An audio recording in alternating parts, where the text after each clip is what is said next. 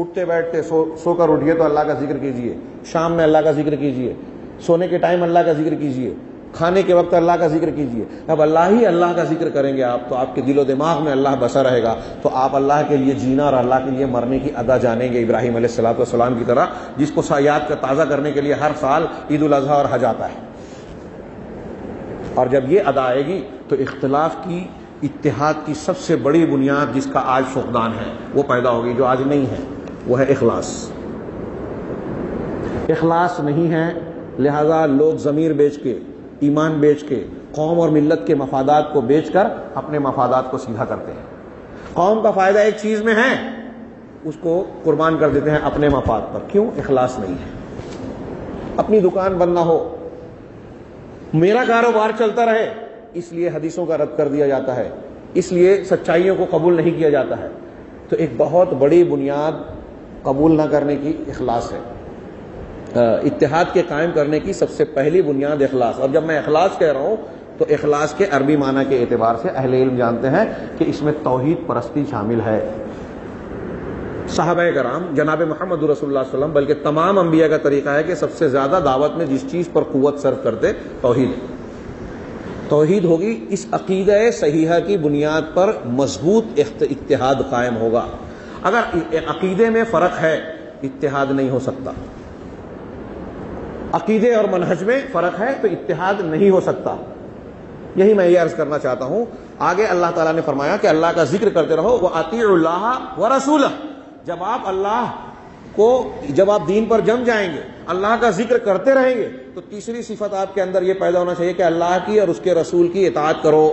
یہ سارے مسلمانوں کا بنیادی اصول، ضابطۂ اخلاق یا ضابطۂ عمل ہے، پوری زندگی کا بنیادی دستور، کہ آپ کا کردار اللہ اور اس کے رسول کے احکامات کا پابند ہوگا۔ اختلاف کے خاتمے اور اتحاد کے قائم کرنے کی سب سے بڑی بنیاد یہی ہے۔ یہ ہمارا منہج ہونا چاہیے۔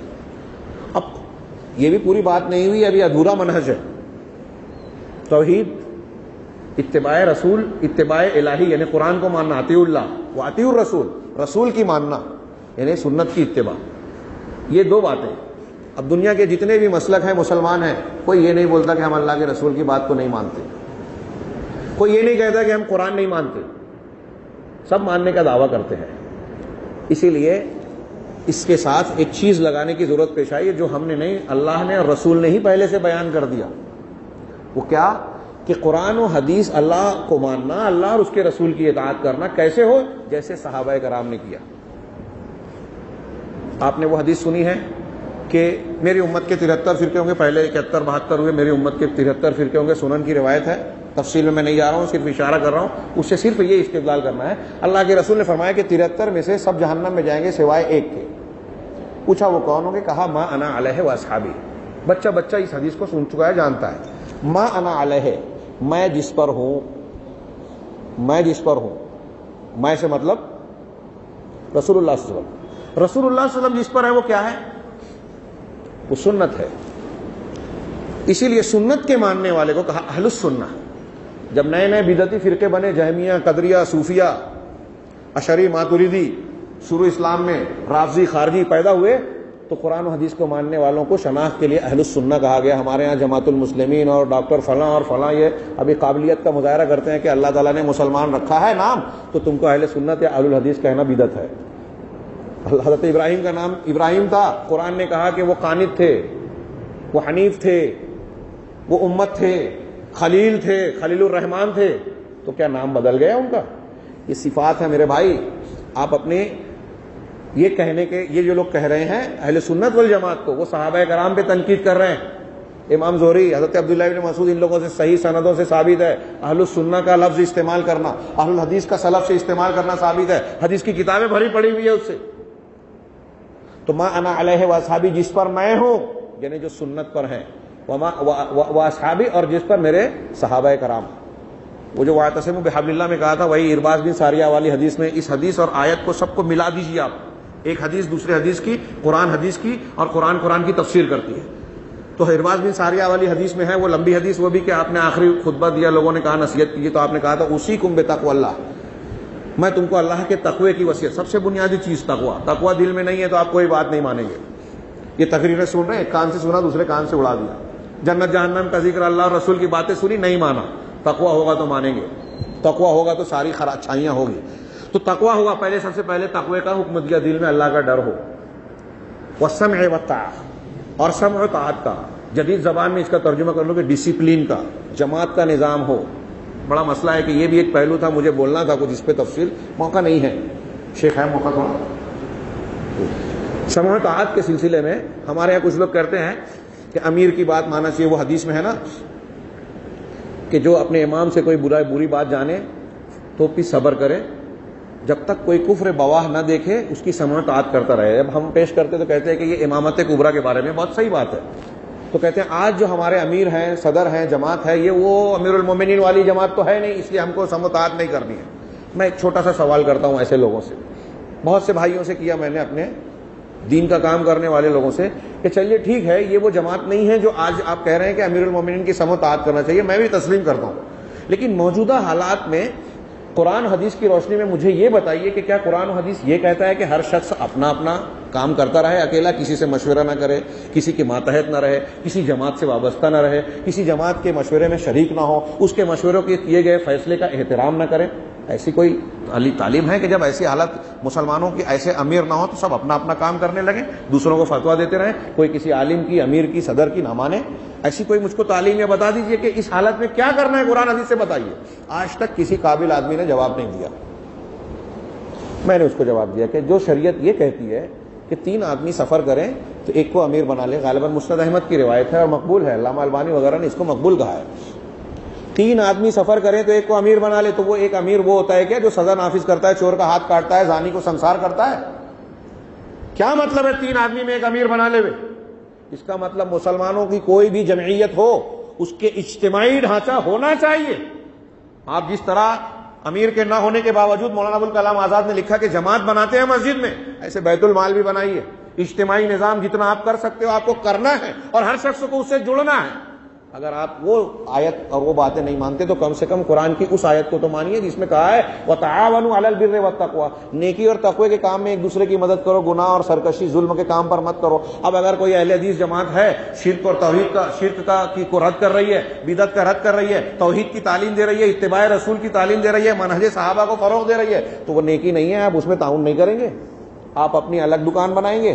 آپ کو دکھتا ہے کہ وہ فلاں ٹی وی پہ آ رہے ہیں، وہ فلاں جو ہے اخبار میں آتے ہیں، وہ تھوڑا سا بہادری کا مظاہرہ کرتے ہیں، وہاں چمک دمک نظر آ رہی ہے تو ان کا ساتھ دیں گے، اور جو منہج صحیح پر قائم ہے ان کا تعاون آپ نہیں کریں گے. بڑی بدقسمتی کی بات ہے. اسی کی وجہ سے مسلمانوں کا شیرازہ بکھرا ہوا ہے. پوری دنیا کے بگاڑ کے سب سے زیادہ ذمہ دار اہل حدیث ہیں، کیونکہ اہل حدیث وہ امانت کے حامل ہیں قرآن و سنت کے، جس میں پوری دنیا کے مسائل کا حل ہے، اور پوری دنیا کا باطل ان کا دشمن ہے. دوسرے مذہب کے لوگ بھی، دوسرے مسلک کے لوگ بھی، سب دشمن ہیں حق کے، اس لیے کہ سب کو حق سے خطرہ ہے. یہ بھی حق کی ایک پہچان ہے. بات اور پھیل جائے گی اس ضمن میں. میں یہ عرض کر رہا تھا کہ جس شکل میں ہمارا اجتماعی ڈھانچہ موجود ہے اس کی سمع و طاعت کرنا، یہ اللہ کے رسول نے کہا سمع و طاعت کریں، چاہے تمہارے اوپر حبشی غلام ہی کیوں نہ امیر بنا دیا جائے. اس کی مخالفت کب کریں گے؟ حدیث میں ہے کہ جب تم اس کے امیر کی طرف سے کھلا ہوا کفر دیکھو جس کی تعویل نہیں کر سکتے. علامہ نووی، ابن حجر الاسقلانی، دوسرے شارحین نے کہا مطلب اگر امام کی طرف سے کوئی ایسا کفر بھی نظر آئے جس کی تعویل وہ کر سکتا ہے، پھر بھی بغاوت نہیں کرنی. چھوٹی موٹی بات نہیں ہے، بہت بڑی بات ہے. ہم چھوٹے موٹے معاملہ سن لیتے ہیں، خبر امیر کی، اس کی عزتوں سے کھیلنے لگتے ہیں، اور وہ تو ایسے ہیں، ان کے گھر کا معاملہ تو یوں ہے. میرے بھائیو، یہ چیز آپ کے شیرازے کو بکھارتی ہے. جب آپ علماء پہ تنقید کرتے ہو تو آپ پوری جماعت کو نقصان پہنچاتے ہو. آپ کسی عالم سے بارے بدزن ہو گئے، آپ 4 آدمی کو بولتے ہو تو وہ 4 آدمی میں سے 2 ایسے ہیں جو اس عالم سے استفادہ کر سکتے تھے. سعودی عرب کے علماء میں ایک جملہ بڑا مشہور ہے کہ علماء کی غیبت کرنا، یعنی عام مسلمان کی غیبت کرنا تو مردہ بھائی کا گوشت کھانا ہے، علماء کی غیبت کرنا اور بڑا گناہ ہے، بہت سنگین جرم ہے. کیونکہ آدمی صرف وہاں شخصیت کو مجروح نہیں کر رہا ہے، دین اور جماعت کو مجروح کر رہا ہے، دین کا کام کرنے والے سے استفادے کے راستے کو روک رہا ہے. آپ جس عالم کو بدنام کر دیتے ہو تو اس عالم سے لوگوں کو کاٹ رہے ہیں. اس سے جو شریعت کا علم اس کے پاس ہے لوگوں کو فائدہ پہنچ سکتا ہے وہ اس سے نہیں پہنچا سکتا. خیر میں عرض کر رہا تھا وَأَطِیعُوا اللَّهَ وَرَسُولَهُ یہ ہمارے عنوان ہے اور اتحاد و اتفاق کی بنیاد ہے. اسی کو اللہ تبارک و تعالیٰ نے اس آیت میں کہا یا ایھا الذین آمنوا اطیعوا اللہ واطیعوا الرسول واولی الامر منکم. اے ایمان والو اللہ کی اطاعت کرو رسول کی اطاعت کرو. اللہ اور رسول کی اطاعت, اتباع قرآن, اتباع سنت. اب ان کی اتباع کریں گے تو سب سے پہلے توحید آئے گی. توحید آئے گی تو اخلاص ہوگا. اخلاص نہیں ہے توحید نہیں ہے. اخلاص نہیں ہے اللہ اور رسول کی اطاعت نہیں ہے. صحیح منہج نہیں ہے. رسول کی اطاعت کرو. رسول کی شخصیت کو چھوڑ کر آپ نے کسی شخصیت کو اختیار کیا, پیر صاحب کو, مفتی صاحب کو, امام صاحب کو, سنت کے سامنے اگر آپ رسول کے سامنے کسی کو کھڑا کرتے ہو یہ اختلاف کی بنیاد ہے. باپ دادا کی تقلید, اماموں کی تقلید, بزرگوں کی تقلید, رسم و رواج جو قرآن و حدیث کے سامنے پیش کیے جائیں وہ آپ اتحاد کی بنیاد پر قدغن اور کلہڑا مارتے ہیں. اللہ تعالیٰ کہہ رہا ہے اللہ کی اطاعت کرو رسول کی. ہاں آگے یہ بھی کہا وَأُولِي الْأَمْرِ مِنْكُمْ اور تم میں جو اولو الامر ہیں, جو ذمہ دار جماعت ہیں. کچھ لوگوں نے اس کو تقلید پہ کہا, وہ کل کے عنوان میں انشاءاللہ اس پر گفتگو کریں گے تقلید والے موضوع پر. اولی الامر منکم تم میں جو اولو الامر ہیں ان کی بھی اطاعت کرو. یہ ضمناً ہے. وقت ہوتا تو میں اس میں نقطے بیان کرتا. اللہ کی کے ساتھ اطیعوا کہا, رسول کے ساتھ اطیعوا کہا, اولی الامر کے ساتھ اطیعوا نہیں کہا. اس سے پتہ چلا کہ اطیعوا اولو الامر کی اطاعت مستقل نہیں ہے, اللہ اور اس کے رسول کی اطاعت کے تابع. اسی لیے آگے جملہ بھی کہا فَإِن تَنَازَعْتُمْ فِي شَيْءٍ اگر تمہارا کسی معاملے میں اختلاف ہو جائے. یہ قرآن بتا رہا ہے کہ اتحاد کا اختلاف کا حل کیا ہے. ہمارا عنوان صرف اس ایک آیت میں سمٹ جاتا ہے.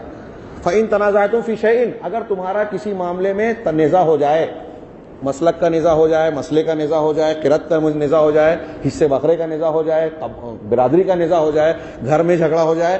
فَإِن تَنَازَعْتُمْ فِي شَيْءٍ اگر تمہارا کسی معاملے میں نزاع ہو جائے فَرُدُّوهُ إِلَى اللَّهِ وَالرَّسُولِ اللہ کی طرف اور الرسول کی طرف, کسی بھی رسول نہیں الرسول کی طرف. اب حضرت عیسیٰ اور موسیٰ والا فیصلہ بھی نہیں چلے گا.